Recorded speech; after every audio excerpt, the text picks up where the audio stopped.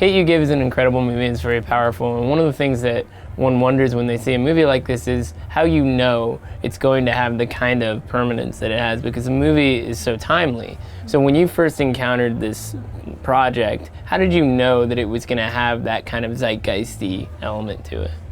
Because, I think it has been timely for a long time, and it probably will be timely for a while. And so I think the way that Angie approached it and me and George approached it wasn't kind of from the place of like, we need to capitalize on this as fast as we can, because otherwise it's not going to be relevant. Because the thing is, stories about police brutality are probably going to be relevant for a while. I think what was so amazing about Angie's book was the way in which she was able to capture that pain and anguish that we have within the Black community, and then turn it into a story that was so compelling and powerful and also full of joy and was really inspirational. And the movie taps into something that I'm sure is familiar to many young Black people in America, the conversation at the start of the movie about things that you have to deal with no matter what you do. How much of that could you personally relate to? I could relate to a lot of Star's journey, and just her experience being a Black girl who was traversing two different worlds, her neighborhood, which is Black, and then going to the school across town that's mostly white and privileged, and entering that space with the cognizance of, I can't fully show up as myself in this space because I'm not understood, because it'll further alienate me, because there are stereotypes and tropes that these people have internalized around who I am, that will separate us, especially if I do anything to further fulfill them. That was something that I related to a lot, especially, as I continue to navigate different worlds. And then just having experiences at home and in my neighborhood that I knew people at my school would never relate to, There's even certain scenes in the book and the movie that felt like strange reflections of my personal past. Just even the moment where Star and her family are in their home and they lock up their doors and their windows because there's riots happening outside. People are protesting the death of a young Black boy at the hands of police officers. And I remember that happening in my neighborhood when Freddie Gray died. I remember it happening when Michael Brown died, when Tamir Rice died. And those riots and those protests happened.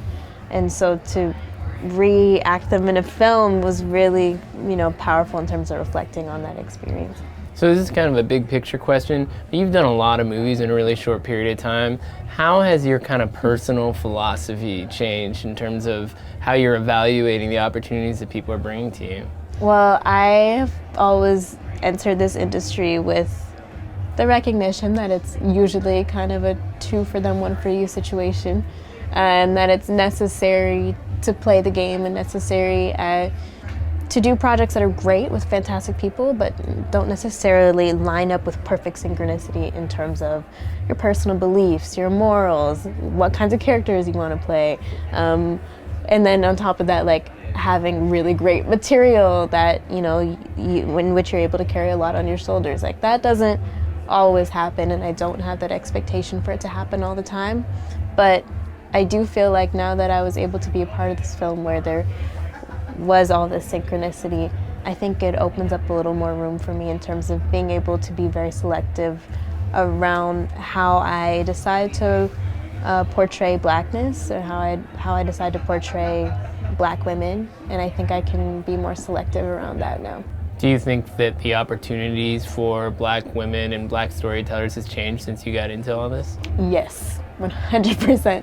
I've been in the industry for pretty much my entire life, and when I was younger, it was so frustrating because it was so challenging to find roles for Black girls that weren't really trivializing or harmful in some way, that weren't detrimental to how people perceive Blackness or Black women. And there were stretches of time where I just didn't really work, which was fine because I was in school and that was the most important thing anyways, I was focusing on my grades. But there were moments where I couldn't find anything besides like daughter of drug dealer, or like hood girl number 2 who has a fresh mouth and it's supposed to be funny, and I didn't really have interest in doing that because I don't want to further perpetuate negative stereotypes around Black women.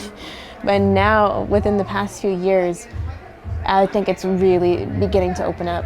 And I think it's also because I entered an age range in which it becomes easier to find roles. But I think a huge part of it is also that things are shifting in terms of diversity on screen. People are getting bored of the same old shit over and over again, and they want to be able to see accurate representations, nuanced representations of Black women, of Asian women, you know, of characters that are not white and male. That was awesome.